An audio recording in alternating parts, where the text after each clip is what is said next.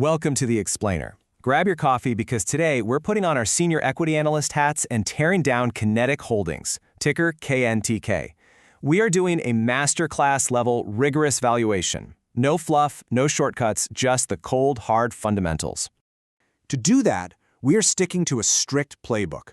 We'll start by extracting the raw data, analyze the business and its moat, run 6 different valuation models, put it through the Buffett and Lynch checklists, and finally, deliver our verdict. Let's get right into it. Step 0. Acknowledge and extract. Okay, so here are our baseline numbers. Kinetik is trading at $45.53 with a $7.39 billion market cap. They're pulling in $1.73 billion in trailing revenue. But, wow, look at this.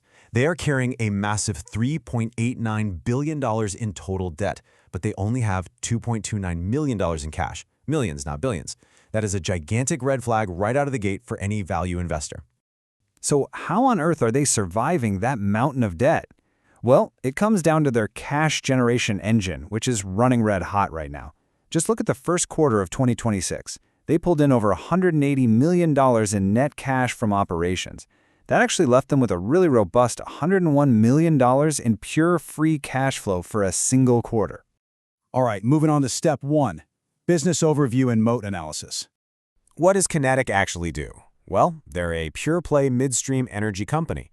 Think of them like a giant toll road connecting upstream oil and gas drillers in the Texas Permian Basin all the way down to the Gulf Coast. They don't actually drill the oil themselves, they just gather, process, and transport it. They process about 2.7 billion cubic feet of the stuff, and they just collect fees along the way. Now, let's score their economic moat. Out of 2 points each, network effects and intangibles, 0. Switching costs and cost advantage get a 1, mainly because pipelines are naturally sticky and pretty efficient. But they score a solid 2 for efficient scale because they completely dominate the geography around the critical Waha gas hub in Texas. Plus, they get another 2 for their toll road revenue model, which is locked in with recurring contracts stretching all the way out to 2039. So our overall verdict? We're giving them a narrow moat. The long-term contracts are great, but there's a severe, glaring 5-year risk here, which is Waha gas shut-ins. Basically, local gas prices have been so bad that producers are literally capping their wells. If they aren't pumping, Kinetik isn't piping. The moat is definitely there, but commodity chaos is absolutely chewing at the edges. Let's move to step 2, the 6 valuation models. First up are discounted cash flow and earnings power value. For the DCF, we annualize that great quarter free cash flow, apply an 8.63% tax rate, and use a cost of capital, our WACC, of 7.67%, with a conservative 3% base growth. Now, the earnings power value, or EPV, acts as our absolute floor. It strips away all future growth assumptions and just tells us exactly what the current earnings machine is worth today. Next, we run a relative and yield models. We're looking at enterprise value to EBITDA against their peers and their price-to-earnings ratio. Embrace yourself for this. The sector average PE is 14.1. Keep that number in your head for a second. We also run a dividend discount model, which is super relevant here because Kinetik pays out a massive 7.12% yield, growing at a rate of nearly 3%. But then we hit Model 2, the Benjamin Graham number. To calculate this, you have to multiply earnings per share by book value per share. The problem? Kinetik's debt is so astronomical that their equity is completely wiped out. Their book value is actually negative $24 a share. When you plug a negative into Graham's formula, the math literally breaks. The calculator catches fire. That is a massive, flashing warning sign. When we put it all together in our master table, the overall picture gets pretty brutal. At roughly $45 a share, our base DCF shows a 29% downside, the EV to EBITDA model, 76% downside. The PE model shows a 24% downside. And remember that sector PE of 14? Kinetik's trailing PE is 112. Literally the only model showing any upside is the dividend discount model. So unless you heavily weight that dividend and ignore the underlying fundamentals, Kinetik is trading at a steep premium.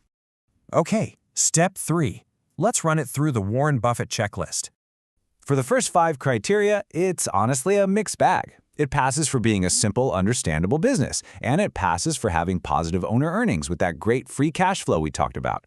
But it aggressively fails the low debt test. I mean, $3.89 billion in net debt and negative equity? Ouch!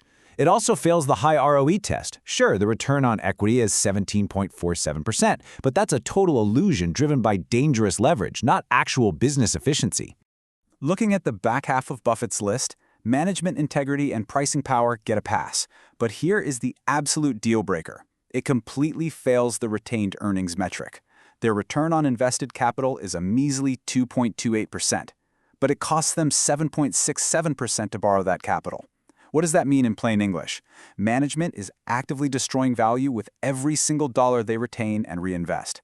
Add in zero margin of safety, and this is a really harsh reality check. Moving right along to step 4, the Peter Lynch checklist.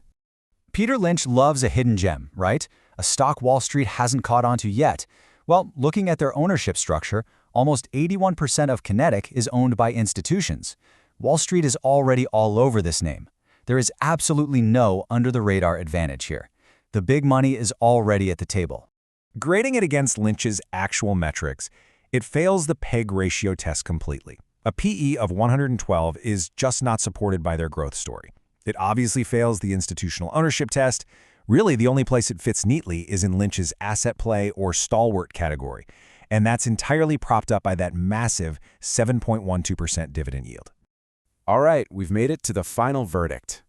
So the ultimate question, does Kinetik survive this value investor's gauntlet?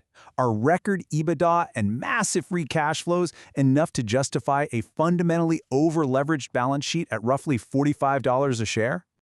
Our final verdict as value analysts? It's a strict avoid. Look, the underlying math is inescapable here. Yes, the free cash flow is great.